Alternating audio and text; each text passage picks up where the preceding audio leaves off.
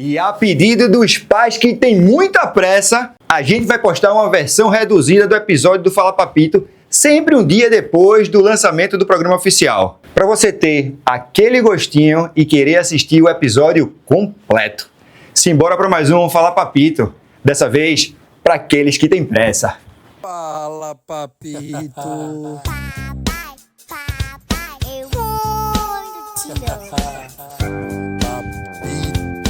Fala Papito. Sejam muito bem-vindos a mais um Fala Papito. A gente vai continuar falando sobre ausência paterna, mas hoje a gente vai através de outros vieses. Bora começar? Tem ausências que não fazem barulho, mas mesmo assim fazem um estrago danado. Segundo o levantamento do IBGE, em 2022, mais de 20 milhões de crianças e adolescentes no Brasil cresceram sem a presença diária dos pais dentro de casa. Sabe quantos por cento isso representa? 40% da população infantil do país não tem a referência paterna dentro de casa.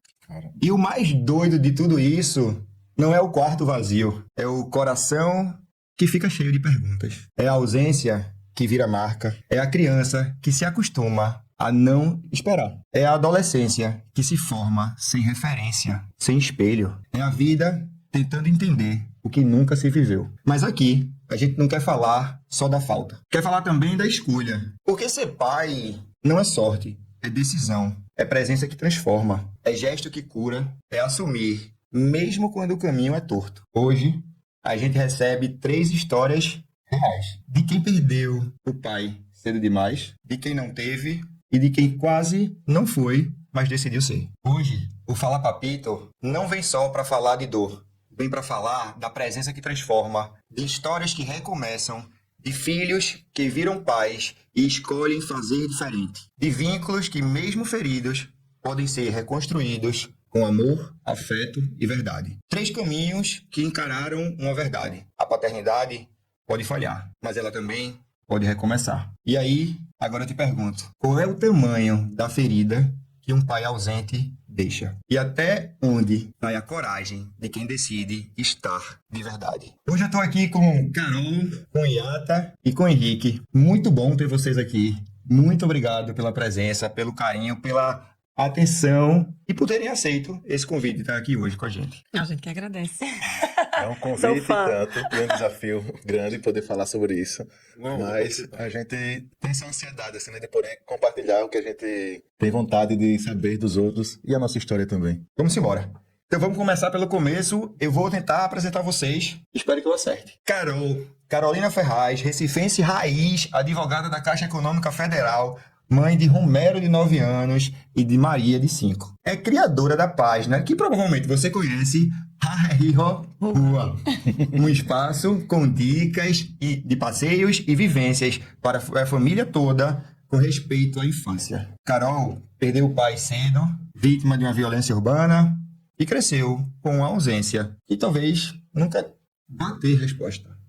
Foi na maternidade e no afeto no marido que encontrou um novo modelo de paternidade, mais presente, sensível e verdadeiro. Para ela, cada momento vivido em família é uma chance de criar memórias que curam. Que profundo isso, Carol. É bonito. Eu adotei essa frase, viu? Iata, produtor de eventos, gestor de locações por temporada, integrante também de um podcast. Depois ele vai dar aula pra gente aqui. Pai do Miguel, de 15 anos, que tá aqui atrás. Depois a gente mostra o Miguel. Uma relação construída com afeto, mesmo após um início pouco distante. Iata cresceu sem o pai por perto, mas decidiu não repetir essa história com Miguel. Hoje, é referência para o filho e também cuida da mãe com essa mesma dedicação. Recifense de coração, nasceu em Aracaju e é apaixonado por jiu-jitsu. E vê na disciplina desse esporte, dentro do tatame, um espelho da vida. Cair, levantar, mas sempre seguir em frente. Bem assim. Henrique, engenheiro de formação, hoje trabalha com investimentos, é pai da Carolina e padrasto de João, de 12 anos, e Alice, de 14. Carolina tem 8 anos, né? Carolina, 8 anos. É de Maceió, também de fora, radicado em Recife, vive os desafios da paternidade após o divórcio e da formação de novos laços numa família reconfigurada, vamos dizer assim. Mesmo longe da filha, que a gente vai conversar sobre isso, se esforça para ser uma presença, sempre que possível, constante. E encontrou também, no cotidiano, com os filhos da esposa, uma nova forma de exercer essa paternidade. É apaixonado por esportes, também praticante de jiu-jitsu, e acredita que o vínculo se constrói no esforço diário, dentro e fora de casa. É isso aí. É o tal de se fazer presente. É uma luta diária. A primeira pergunta que eu vou fazer é o que é que significa OSS no jiu-jitsu? Que eu nunca soube, todo mundo Uma escreve. saudação. É uma saudação? É um respeito ao oponente, a começar o treino. Como tirar o chinelo antes de entrar no tatame. Eu Perfeito. faço a referência ao Nordeste como se fosse um oxe. Oxe. Pode significar muita coisa, cara. Mas se fala os? Os. Os. Então tá bom. Então, para você que está nos assistindo, seja muito bem-vindo. A gente vai começar agora. E para começar, a gente vai... Eu vou pedir, Carol, se quiser completar alguma coisa da tua descrição do que eu falei, por favor, fique à vontade. Mas eu queria que, de forma muito resumida, você começasse, depois os meninos falassem, o que traz você aqui hoje, quando a gente fala de ausência paterna. Quem me conhece sabe que a ausência paterna é muito presente em mim. Então, meus amigos, minha família, eles veem em mim uma ausência paterna, mas que causou um estrago, mas que deu para curar. A gente conseguiu ressignificar muita coisa. A união da família, minha mãe, minhas irmãs e a família toda do meu pai e da minha mãe conseguiram fazer com que a gente vencesse na vida. Então, o que aconteceu poderia ter tornado a gente em pessoas muito ríspidas ou revoltadas com a vida, mas a gente conseguiu pegar aquele fato e se unir. Então hoje eu tô aqui para mostrar que a ausência paterna, ela pode ser curada. O amor e a união da família, ela é essencial para qualquer coisa que você passe na vida. Perfeito. E vocês, meninas, como é que foi? Como é que para vocês? O que é quando eu pergunto para vocês o que é essa ausência paterna? O que é que significa isso para vocês? Uma lembrança de uma infância sem presença.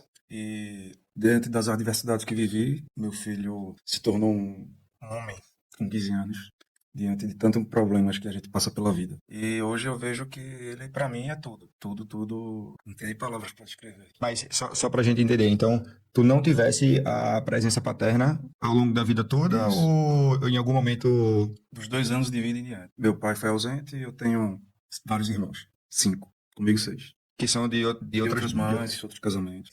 E tu, Henrique? Eu venho para cá para trazer assim os desafios e trocar esses conhecimentos de como tem a paternidade ausente, como várias crianças sofrem com isso, mas também tem um outro lado, que é o pai que está na outra ponta, que está se esforçando, que está tentando, que não está desistindo, que tem vários desafios pela frente e está lá também sofrendo por não estar exercendo a paternidade como ele gostaria, como ele sonhou, como ele vivenciou também, ou até mesmo o pai que está tentando fazer diferente, né? Assim, eu tive uma referência de pai e não quero copiar isso. O que é que eu posso fazer de diferente? O que é que eu quero ser de diferente do meu modelo de pai que eu tive na minha infância e adolescência? Assim, aí de forma, talvez a estrutura da sociedade faz com que a mulher se prepare desde cedo para ser mãe, né? Eu acho assim, o brincar de boneca já é dizer assim, você vai ser mãe, precisa aprender a cuidar daquela boneca.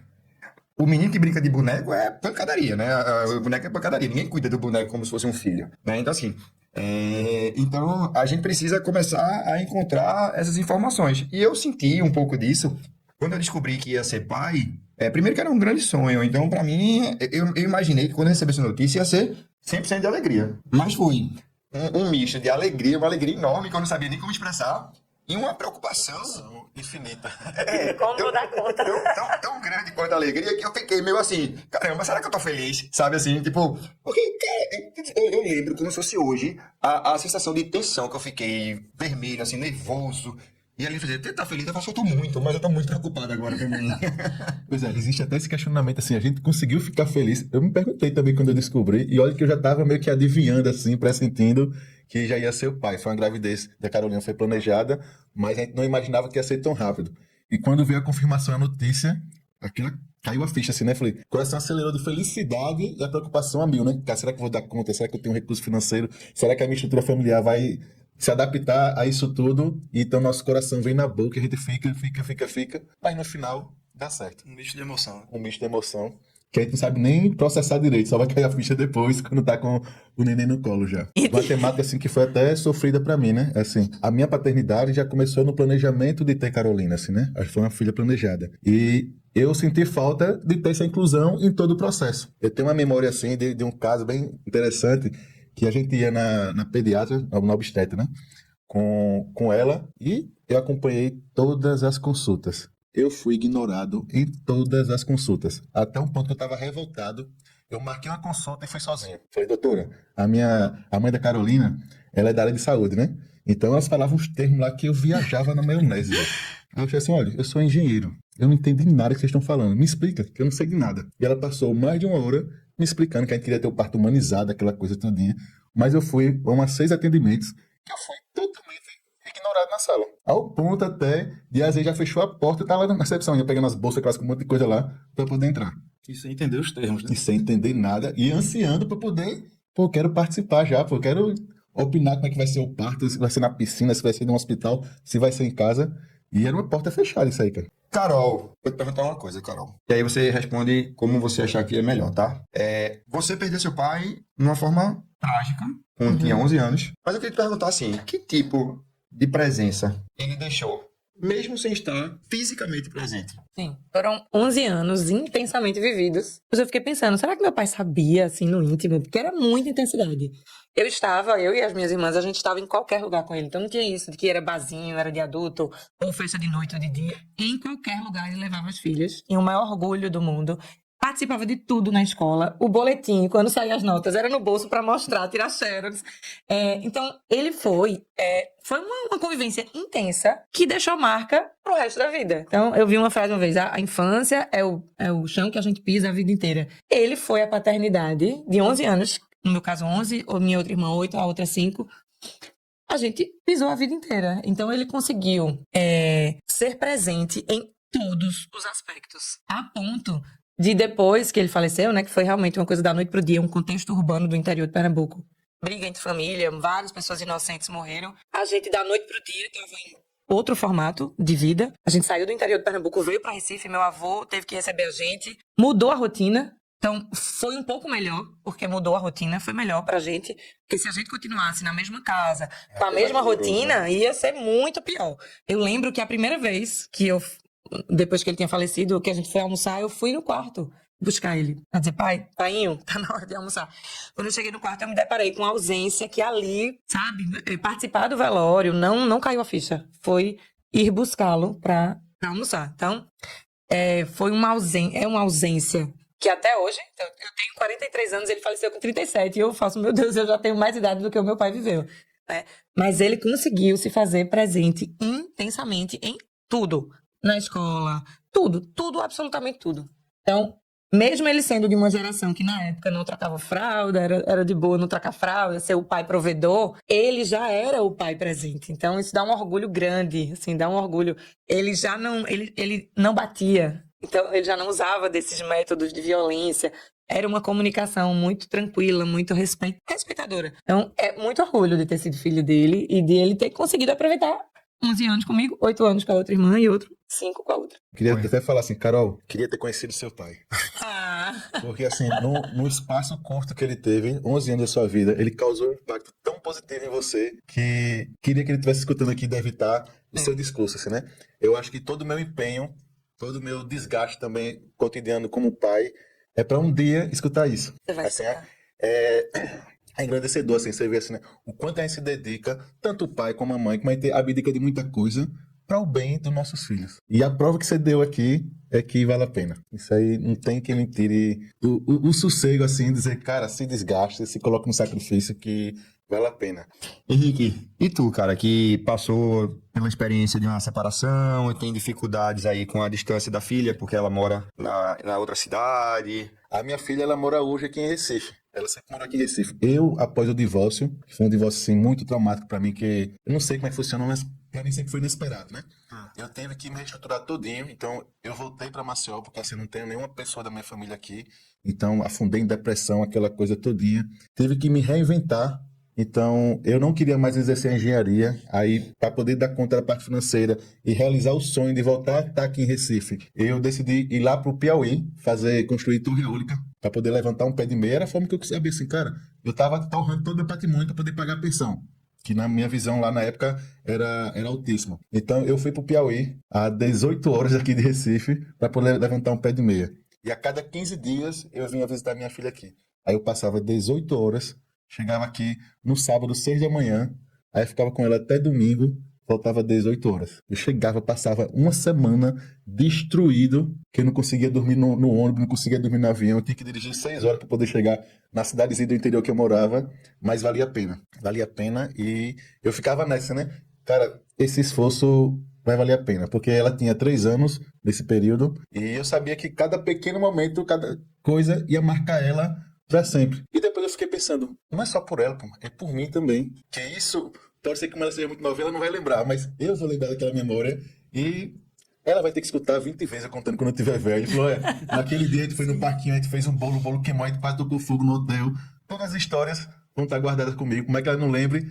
Eu vou estar lá contando e contando e contando de como foi essa jornada para a gente poder criar os laços e memórias para um dia ela poder fazer um relato tão bonito como você fez agora. E assim, parabéns, porque eu vejo pais que na primeira dificuldade já se ausentam, sabe? Como eu sou advogada, eu conheço várias histórias de família e eu noto que às vezes coloca na conta da dificuldade, sabe? Não, mas eu me afastei porque Carol, a mãe fez isso, eu me afastei porque... O convite é enfim. muito bem feito. É muito bem feito. A sociedade até dá uma colher de chá para a pessoa fazer isso. É muito bem feito o convite. Vou negar, não. Não foram todas as vezes que eu conseguia vir, mas eu vim, querendo ou não, vinha chapadão assim de remédio dentro do mundo para tentar dormir. Sim. E aqui chegar com energia, porque ela é uma criança de 3 anos, né? Então, Sim. ela quer saber como é que eu passei nessa semana, não. Era um espoleta, né? E a sociedade entende isso. A gente, como pai, a gente tem esse respaldo histórico Sim. que é permitido abandonar. A gente não é tão cobrado, não. As mães fazem essa coisa todinha com razão. Eu vejo, me desculpa até a expressão, muito pai bosta, assim, que tá nem aí pros filhos, nem aí pra família, podendo ter tudo muito mais fácil. E outros, um exemplo assim que eu trago, que ralam para poder recuperar o tempo perdido, para poder permanecer ali presente, e é difícil. Mas o convite é diário ao abandono. E a sociedade aceita, não vou dizer que de boa, mas é o esperado é que a pessoa se afaste com o tempo. Henrique, eu vou até dizer, eu acho que aceita de boa, sabe, velho? Assim, eu acho que a sociedade entende, e aí de forma geral, que a responsabilidade é da mãe na hora da No fim separação. das contas, No fim das contas, é da mãe. Sabe assim, não é o que eu concordo, não é o que eu acho, nem o que eu concordo. Mas eu a acho que, visão que geral, o ser humano médio entende dessa forma. Principalmente os homens, né? Os homens entendem dessa forma. E as mulheres se culpam muito, né, sobre a responsabilidade, muito mais do que os homens. Eu que nasceu de mim, eu que tenho a responsabilidade, eu que sei Não, o tem que é mulher que se aquilo. culpa até porque escolheu aquele pai que Pois é. está ausente. Ela se culpa porque aquele ela se pai está culpa, ausente. e a sociedade também tem esse julgamento. Você que não escolheu direito. Aham, Ainda como tem se ela essa- fosse essa- a principal. Não tem como Mas saber, assim, né? tem muitos casos de guarda compartilhada, eu vejo, assim, pelo menos no meu. Que isso é a regra, né? Hoje é a regra, a guarda compartilhada. E essa nova geração tá nesse caminho. Pelo menos no meu convívio, eu vejo a guarda compartilhada. E os pais fazendo questão. Tem pais fazendo questão de visita. Às vezes mãe que quer impedir, ou porque tem raiva, e às vezes a raiva da mãe, né, da ex-esposa, termina indo para o... blindar os problemas do casal. Isso, às vezes pra aquela blindar a raiva criança. faz com que a criança fique ali no meio. Mas tem muitos pais que eu vejo que não, mas é o meu direito, eu quero conviver, eu tenho direitos iguais, e eu quero guarda compartilhada, e eu quero... termina montando uma estrutura para conseguir ter uma guarda compartilhada de verdade, não é? Eu acho duas Não é coisas só no aí. papel. Eu acho que tem muita gente hoje que sim. Inclusive, a gente tem já alguns exemplos aqui na mesa aqui do podcast de guarda compartilhada. E guarda compartilhada, literalmente, meio a meio, né? Porque Sim, assim, que eu é acho verdade. que... não é Deus o livre, mas se um dia eu e a Aline nós estivermos juntos, eu quero ter o máximo de tempo que eu possa com a Maria. Então, assim, né? Então, eu seria o cara que brigaria pra ter o meio a meio. A guarda compartilhada de Mas, verdade. gente, é uma coisa que aí eu contraponto, né, que eu acho. Eu conheço caras que eu imaginava que seriam pais que iam brigar porque queriam ter o filho exatamente perto, mas em alguns momentos Cara, eu tô sendo muito contra os pais ultimamente, velho. Mas em alguns momentos é muito mais pra machucar a mãe do que pra querer ficar com os filhos. Porque eu conheço cara que tem a guarda compartilhada e os filhos, quando estão com ele, ficam com os avós, sabe? Tem- Então, tem assim, muito disso. E eu tenho certeza que isso é não porque ele quer ficar com os filhos, mas é porque ele quer não deixar com a mãe. Cara, como é que foi, assim, a ausência do teu pai e depois chegar de Miguel? Como é que foi isso, assim? Como foi olhar para Miguel e dizer, caramba, eu quero fazer diferente? Como foi isso? Conta a história, como é que foi a linha do tempo dessa história pra gente? Bem, meus pais se separaram, inclusive a minha mãe é praticamente vizinha da sua família, em Caprobó, perto de Floresta. E minha mãe foi morar em Aracaju. Eu nasci com 2 anos, eles se separaram. Minha mãe teve a decisão de vir para Recife, para o apartamento da família. Também teve uma rede de apoio familiar, onde a gente veio morar com umas 3 primas minhas e minha mãe, além de me criar, também ajudou a criar essas minhas 3 primas. E depois que eu vim ter uma noite, que só precisamos de uma noite com a mãe de Miguel, onde a gente gerou ele, eu fui trabalhar em navio de cruzeiros. Passei uns anos fora. Ao retornar, ela apareceu querendo fazer o DNA novamente, e a gente decidiu fazer, mas um período de aproximação com o Miguel. O amigo da mamãe tá aqui. Vamos ali, vem aqui em casa. Quantos anos ele tinha nisso? 5 para 6. Foi um período onde a gente não sabia que ele era meu filho e também tentou fazer um DNA antes, que não foi feito. Aí depois que a gente decidiu fazer o DNA, fiquei acompanhando ele na psicóloga, íamos 3. Sempre estava presente na casa dela para ter um momento com ele, até ter uma aproximação boa e fazer o DNA, esperar 30 dias para ler na tela do celular o resultado e saber que desde o momento que eu olhei para ele a primeira vez, eu me vi ali. O coração já bateu. Já sabia que era. O exame tem que fazer, O mas... exame vai fazer, mas eu já sei que é meu. Para fazer tem precisar de uma noite, então é certeza. Era a minha cara, como se diz aqui no. Pode falar, pode falar. Cagado de cuspir. Aquele negócio pequenininho com o olhão igual o meu. Eita. Foi difícil. A aproximação, graças a Deus, foi boa. Ele me aceitou muito bem. E aí já era um pouco diferente, né? Porque ele já tinha 5 anos, já tinha um entendimento melhor, né? Se fosse pequenininho, era uma coisa mais fácil. Ele me aceitou muito bem e a gente decidiu contar a novidade a ele na psicóloga. Um ambiente neutro, mediado por um profissional. Onde Miguel ficou nervoso de botar, tirar a camisa, tô com frio, tô com calor, até ler o papel todo e ele ver o resultado. A felicidade tomou conta dele, ele me aceitou, graças a Deus, da melhor maneira possível. E ainda tava comemorando. Coisa de criança. Agora eu tenho 2 pais, o meu avô e o meu pai. Porque em família moram todos próximos, apartamento lado a lado, porta a porta. Os filhos dele, que são os tios de Miguel, as tias de Miguel, todos ali próximos. Inclusive, quando o Miguel chegou a frequentar a minha casa, foi aí que minha mãe adoeceu. Ele frequentava o apartamento que eu morava, mas eu estava organizando as coisas para minha mãe recebê-lo da melhor maneira. E ela chegou a adoecer no final de semana que eu ia levar ele para almoçar com ela. Teve meningite bacteriana. Aí foi aquela agonia, aquele aperreio. 1 mês de Unimed, 16 dias na UTI, 13 dias no quarto. Minhas primeiras férias em janeiro, na vida toda, eu passei dentro do hospital. E quando eu voltei, em fevereiro, fui demitido. Aí eu disse, nunca mais CLT. Trabalhava embarcada, né? Não, eu trabalhei com a Hidrotintas, era trade market, Paraíba, Pernambuco e Alagoas. E recebi a notícia do exame. Embarcado foi antes, né? Embarcado foi Na antes. época da gravidez. Isso, na época da gestação dela. Embarcado foi antes e na Hidrotintas logo após. Quando eu recebi o resultado, eu estava no interior de Alagoas, em Canapi, sertãozão. Sentei na calçada. Tava num evento numa loja. Sentei na calçada quando eu vi que chegou o e-mail e fui ler. Saiu o representante, dono da loja, a mulher do dono. Tá chorando por quê? Eu sou pai. Tinha desconfiança, agora eu tenho certeza. E se ele não tivesse me recebido muito bem como pai, seria outro problema. Porque eu não quero fazer com meu filho a ausência que meu pai passou pra mim. O meu pai só levantou a mão pra mim uma vez. Costumava passar uma semana das férias com ele. Uma vez ou outra. Não tive uma presença constante. E a única vez que ele tocou em mim, eu disse, não vai tocar mais. Era uma consulta com o dentista e eu me atrasei porque tava brincando. Criança, pô. Só esperou entrar no carro. Deu a mão assim, eu quero voltar pra casa, mãe. Não quero ficar aqui mais não. De lá pra cá, o meu carinho por ele mudou. Mudou. Eu não tive mais um respeito, uma consideração, um jeito carinhoso de lidar durante muito tempo. Durante muito tempo. Minha mãe me obrigava a ligar, a dizer o que eu tô fazendo, dar uma satisfação, dizer que tô indo embora ganhar o mundo. Essas coisas. Eu contava pra ela, mas não contava pra ele. Quando eu me aproximei de todos os meus irmãos, que somos 5, Rio de Janeiro, Aracaju, Santos. Foi muito Ele parava pra embarcar também. Ainda tem uma japonesa. Sei lá o quê. É mesmo? Ainda teve uma japonesa que foi encontrar, passar um período no Aracaju, se encontrou com ele e nem ele sabe se teve filho no Japão. Ela voltou pra lá. Então ele foi bem boêmio. Bem boêmio mesmo.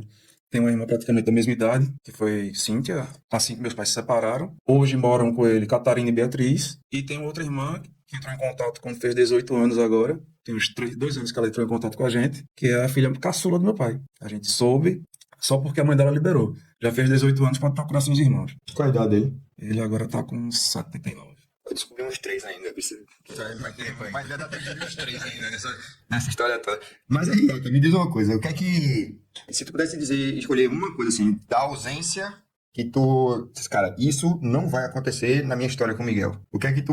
O que seria isso? Eu queria muito que ser mais presente no dia a dia mesmo, na convivência interna da casa dele, tive uma aceitação, graças a Deus, boa. E repetir certos erros se torna um ciclo vicioso. Você não pode levar os erros que você teve da ausência do seu pai para um filho. A minha ausência com a minha mãe durante faculdade, adolescência, fui morar em Belém do Pará 1 ano, 3 anos em navio. Eu não queria causar isso novamente.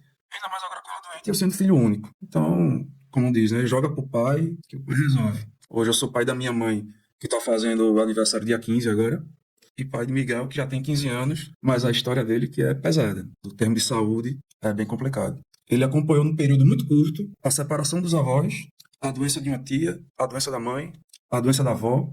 Então ele amadureceu bastante numa lapada só.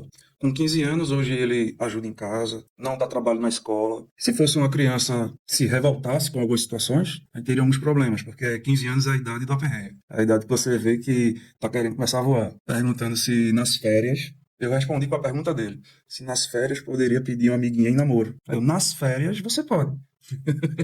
Então tá começando a desenvolver o lado de querer sair com os amiguinhos, tá um pouco mais tempo na rua, mais ligado à internet. Então a gente tem que ficar um pouco em cima disso. E o aprendizado ali, no caso dos filhos do meu pai, não foi só comigo. Foi com o Denis, o primeiro filho dele. Depois que a mãe dele faleceu, ele foi morar com a avó no Rio de Janeiro. Aí vem a japonesa, que a gente não sabe se teve menino ou não. Eu e Cíntia, praticamente a mesma idade, entre 2 situações de mães diferentes. Catarina e Beatriz, que moram com ele hoje. E a Lorena, que foi a última descoberta. Até o momento. É um momento. É importante essa situação. Todos tiveram a ausência do pai. Inclusive, Todo mundo. as que moram com ele. Ele mora na mesma casa e mesmo assim se sente... É a maneira que ele escolheu viver. E tá soltou aqui uma parte assim que, até presente em casa com as irmãs, ele conseguiu ser ausente, né? Eu tenho um histórico assim com o meu pai também, que isso me trouxe à mente aqui.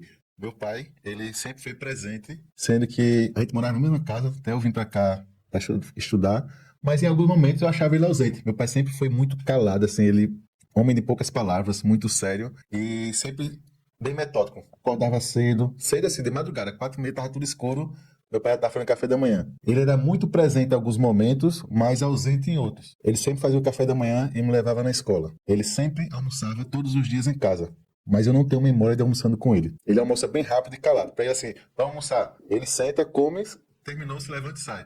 Tanto que hoje eu tive que reinventar o termo pra ele, que se eu dissesse assim, pai, bora almoçar comigo, ele entende que é senta, comer e sai. Pra ele ficar, diz assim, pai, vamos tomar uma cerveja. Aí ele passa a tarde toda, né? Mas fala assim, almoço, bateu o prato ali, ele levanta e sai. Aí ele conseguiu ser presente e ausente, estando dentro de casa, morando com a gente.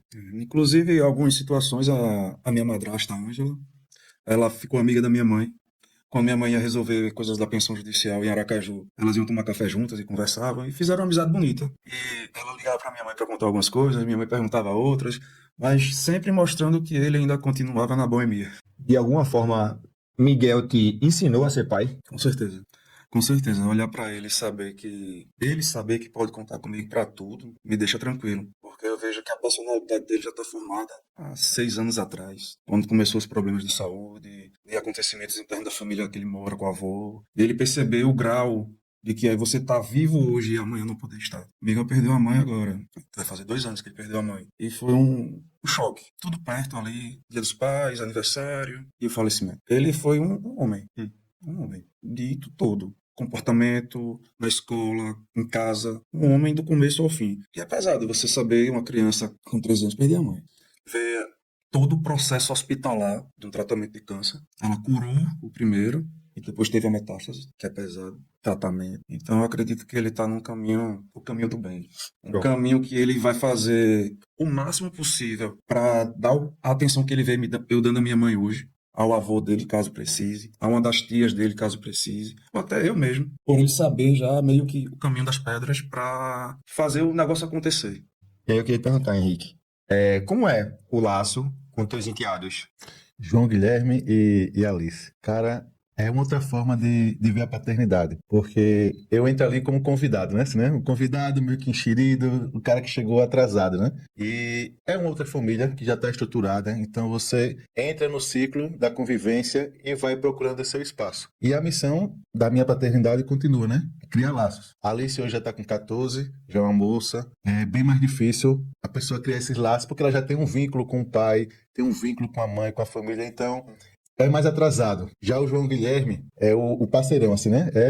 Até parece comigo. Se o pessoal fala, pai, tem um menino, eu digo, Porque assim, até fisicamente assim, a gente se parece, e pelo fato de... Primeiro, o mérito dele, que ele se dá bem com todo mundo, é querido por todo mundo, já facilita muito, mas o fato da gente também ser homem e exercer a hombridade, assim, do cuidar, ele cuida da mãe, cuida da irmã, cuida da Carolina, que ele já considera como irmã também, então isso facilita muito o laço. E a presença masculina, que ele tem um pai que mora aqui em Recife também, mas vem só quando é necessário, cada 15 dias e olhe lá. Então ele viu, assim, a oportunidade de, pô, tem o tio legal, né? Eles chamam de tio Henrique. Assim, só o tio Henrique, o tio legal, que ele descobriu que pode contar com muita coisa. Então, vendo o espaço que ele ia dando, a gente fica tentando medir o cuidado, né? Até que parte eu posso entrar, até que parte não devo. A gente fica naquela ansiedade de não concordar com as coisas, querer corrigir, que vem a diferença cultural dessa família, né? Eu sou de Maceió, já é totalmente diferente daqui como as pessoas em Recife são. E tem a questão da paternidade que às vezes fica até me culpando. Cara, eu tento ser tão presente com Carolina e às vezes tento até ser mais presente com os meninos, me esforço mais para poder me inserir num ciclo deles ali. Porque muitas vezes eu ficava me sentindo assim meio que escanteado. Eram os três ali com a mãe. É o dia a dia deles, né? Eles nasceram assim, foram criados assim e se acostumaram a isso, né? Então precisa de tempo, de dedicação e paciência, correção de erros, mudança de estratégias. Até porque eu descobri o seguinte: cada ano que passa eles vão se reconfigurando, né? Eram crianças, agora a Alice já é adolescente, o João Guilherme está naquela transição lá que fala fino, fala grosso.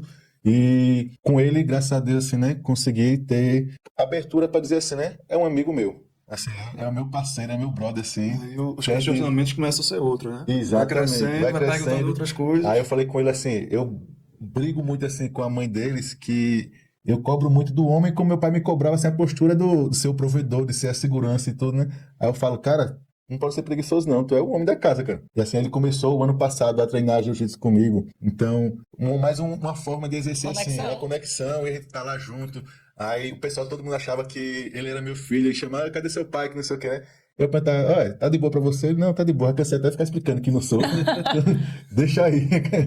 Então, até lá na turma, aí depois eu juntei o pessoal, assim, que o jiu-jitsu é uma comunidade, né? Aí eu fui explicar pro pessoal, pra mim é de boa, pra ele também é de boa, mas eu sou o tio Henrique. Aí o pessoal comprou a ideia também, e hoje eu sou o tio Henrique, e até ontem mesmo eu tô com o ombro lesionado, parei de treinar tem umas 3 semanas. Aí o tio Henrique, o pessoal tá perguntando por você lá no treino, por que tu não tá indo, mano? Porque eu tô machucado. Pô. Mas eu sei que ele já sabia, mas a forma dele dizer, pô, tô sentindo falta da gente treinando. Sim. Ô, Carol, me diz uma coisa. Qual foi o momento que o silêncio gritou mais forte na tua vida? Quando foi o momento que tu mais sentisse a perda? Foi mudar tudo, porque existia uma... A minha infância, ela foi no interior de Pernambuco, mas aí mudou tudo e a gente veio para Recife. Eu estudar numa escola. A minha escola era pública no interior, não tinha escola particular. Fui estudar numa escola particular com as minhas irmãs. Eu já estava aqui desde o início do ano, elas vieram em setembro. E ver minha mãe perdida, procurando uma escola, como é que ia ser a rotina. Simplesmente mudou tudo. Absolutamente tudo. E aquela referência da nossa casa. A gente ficou sem casa. Então foi como se fosse logo o imediato, né? Aconteceu e foi todas o as imediato, mudanças só que... foi o imediato. A ficha foi caindo aos poucos, mas a ficha acho que caía mesmo quando um pai... A maioria dos pais é quem vai buscar na escola, pelo menos onde eu estudava. E eu olhava. E eu comecei a voltar de ônibus. E depois... Naquele dia a dia de... Eu dormia, todo dia eu fugia pra cama deles. Mas aquela cama não existia mais. Porque já aquela casa não existia mais. Então... Foi mudar mudar a casa, mudar a rotina, mudar. A gente passava o fim de semana na fazenda. A fazenda tava lá, existia, mas a gente não ia mais. Não era uma opção mais, né? E era muito, assim, muito difícil a família blindar as notícias pra gente. Porque como foi uma morte traumática, trágica, né, de violência, de uma briga de família irracional que tinha lá, vários inocentes morreram, né, nessa briga, culpados e inocentes, quem inventou e quem... bastava ter o nome Ferraz ou Novaes no nome. Só para todo mundo entender, para quem não é de Recife, Pernambuco, é que na cidade que o cara morava, tinha duas famílias que existia como se fosse uma rixa, uma briga. E basicamente uma família Matava de uma família, depois da outra. E era sempre como se fosse uma resposta. Né? É tão sem lógica que eu passei a vida tentando encaixar o quebra-cabeça e vou continuar a vida tentando encaixar o quebra-cabeça. Já fiz terapia por causa disso, enfim.